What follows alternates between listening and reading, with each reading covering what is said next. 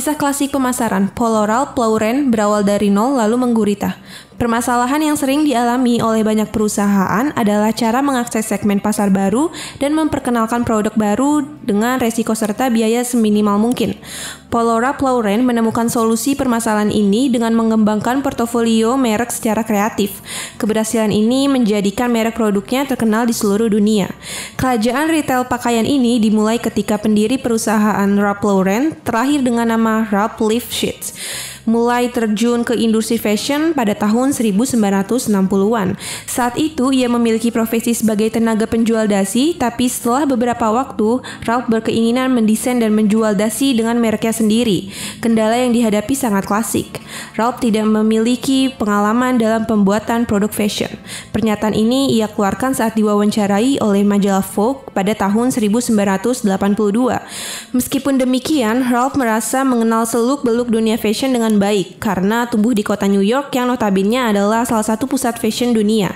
Selain itu, ia juga telah berpengalaman sebagai tenaga penjual berbagai produk fashion seperti sarung tangan, jas, dan juga dasi. Ralph mencoba meyakinkan beberapa produsen agar dapat mendukung pengembangan produk yang direncanakannya. Sayangnya, semua produsen yang ia temui menolak ide itu karena tidak yakin akan kemampuannya. Akhirnya, dengan bantuan adiknya, Ralph memutuskan membentuk perusahaan sendiri dengan dukungan Norman Hilton, seorang produsen pakaian. Perusahaan yang awalnya diberi nama Polo itu hanya membuat produk dasi. Dengan mengandalkan kualitas yang bagus dan bentuk yang lebih lebar serta lebih berwarna, Ralph segera menarik perhatian ceruk pasar konsumen yang menginginkan produk yang berkarakter berani seperti itu.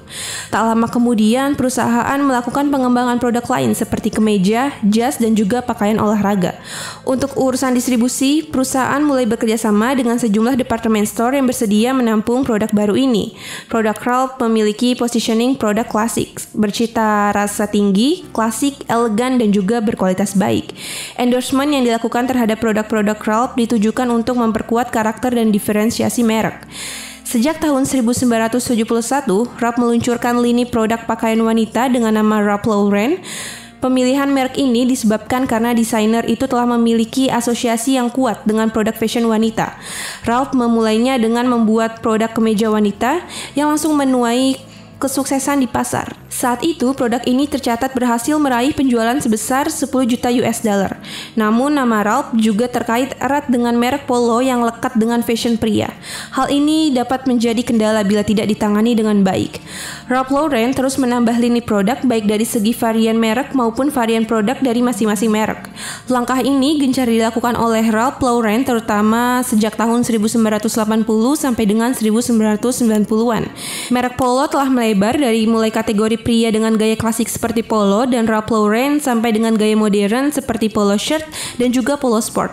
Kategori wanita juga memiliki pembagian yang sama, yaitu klasik dan modern, pakaian atletik, dan juga segmen rumah tangga. Kualitas varian produk pun disediakan beragam, mulai dari pasar premium sampai dengan menengah. Polo Ralph Lauren telah membangun skema merek secara sistematis. Polo Ralph Lauren juga berupaya melayani berbagai channel dan segmen yang berbeda dengan merek yang berbeda pula. Mereka berhasil membangun merek dengan menggunakan kata-kata yang mirip tapi tidak mengganggu lini produk lain. Merek ini malah dapat memanfaatkan kekuatan merek saudaranya dengan baik dengan menambah kehidupan dan energi kepada mereka. Pembangunan semua merek direncanakan dengan cermat. Sebagai contoh, Polo digunakan sebagai tonggak merek untuk pasar pria, sedangkan untuk pasar wanita, perusahaan memakai merek utama Ralph Lauren. Polo Ralph Lauren adalah salah satu dari banyak perusahaan yang berhasil membangun struktur merek dengan baik tanpa menimbulkan permasalahan pada merek-merek lain yang berada di payung yang sama. Meskipun demikian, Ralph Lauren pernah mengalami kesulitan dalam menjalankan perusahaannya. Ralph terbukti berhasil dalam manajemen merek untuk berbagai produk yang dikeluarkan perusahaan. Sayangnya ia kurang piawai melakukan pengaturan dalam bisnisnya sendiri. Lalu pada tahun 1972, tiba-tiba Ralph menyadari bahwa perusahaannya hampir menghadapi kebangkrutan. Hal ini dikarenakan pengelolaan keuangan yang buruk dan besarnya biaya yang dikeluarkan untuk melakukan ekspansi. Sebagai langkah penyelamatan, ia menyuntikkan dana sebesar 100.000 US dollar ke dalam perusahaan. Juga meyakinkan salah satu pegawai Norman Hilton yang bernama Peter Strom untuk bekerja bersamanya dan akhirnya menjadi rekan bisnis. Ralph menawarkan 10% kepemilikan saham perusahaannya kepadanya. Sebagai imbalannya, Peter sepakat melakukan pekerjaan yang tidak disukai Ralph dan tidak akan melakukan pekerjaan yang disukai Ralph. Sebagai gambaran, Ralph menangani segala sesuatu seputar desain produk, periklanan, dan juga public relation. Sementara Peter melakukan segala kegiatan di luar ketiga hal tersebut. Kebijakan ini membuat perusahaan melakukan restrukturisasi organisasi yang beberapa waktu kemudian menjadi tonggak kesuksesan organisasi. Selama 4 tahun setelahnya, Polo diberi mandat mengontrol segala kegiatan operasional manufaktur mulai dari desain, penanganan produksi, sampai dengan distribusi. Mereka berkonsentrasi melakukan segala sesuatu yang terbaik dan menyerahkan sisanya kepada anak perusahaan lain. Untuk produk wanita, perusahaan memberikan lisensi kepada produsen berpengalaman bernama Stuart Chrysler. Stuart diberi kepercayaan membangun merek produk perusahaan yang ia tangani. Sebagai gantinya, ia menerima bagi hasil dari pendapatan yang diterima perusahaan. Perjanjian ini semacam alat uji awal bagi peletakan dasar operasional bisnis ke depan. Untuk urusan distribusi, Strom mendorong setiap departemen store yang menjual produk perusahaan membuat komitmen akan menjual seluruh lini produk yang ada.